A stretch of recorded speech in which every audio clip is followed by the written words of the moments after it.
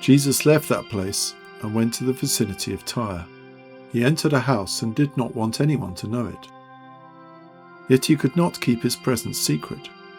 In fact, as soon as she heard about him, a woman whose little daughter was possessed by an impure spirit came and fell at his feet.